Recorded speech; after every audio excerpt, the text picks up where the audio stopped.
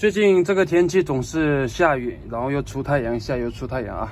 现在又出太阳了。早上的话风雨还挺大的，然后鸽子早上不知道那个门忘记关了啊，全部都跑出来淋雨了。刚刚进去看了一下鸽子，状态挺差的，好奇怪，鸽子淋了一天的雨，然后又出太阳，它在花花草草里面吃的什么东西咱还不知道。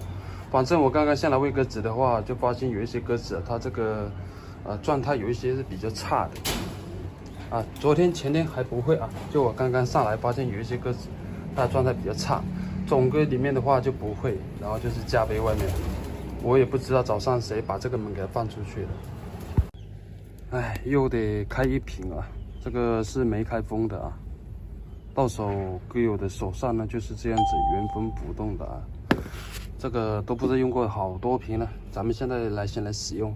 我的方法呢，就是先把这个中药粉搞出适量的啊，搞出你要多少量，要多少量，比例配好，然后把中药粉先加水搅拌。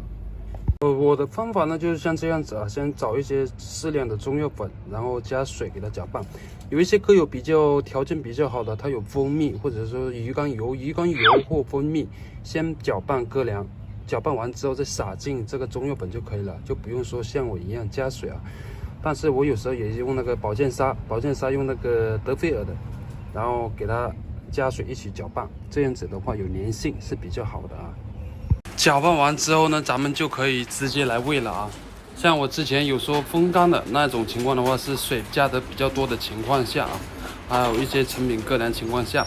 那么我们说一下我们这个功效的话呢，它是这个针对这个鸽子水便对便粪便不成形的啊，水便对便粪便不成形，精神状态不佳，食欲不振。今天用完，然后明天的粪便它拉出来的话就是非常的漂亮。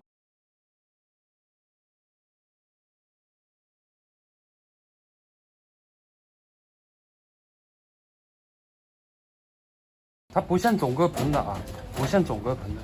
种鸽盆的话，只要你通风啊，环境好，啥毛病没有，而且是最健康的。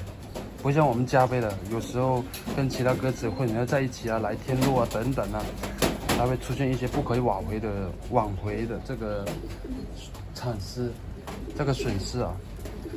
然后外面的鸽子我看了，他们在吃啊，现在也是正常的在吃食。第一次又是有发现鸽友不吃的话呢，你直接给它饿一天，第二天再喂啊，这个没有什么关系的。然后明天效果状态马上就回来了啊。好了，今天这视频就到这里啊，我们下视频见。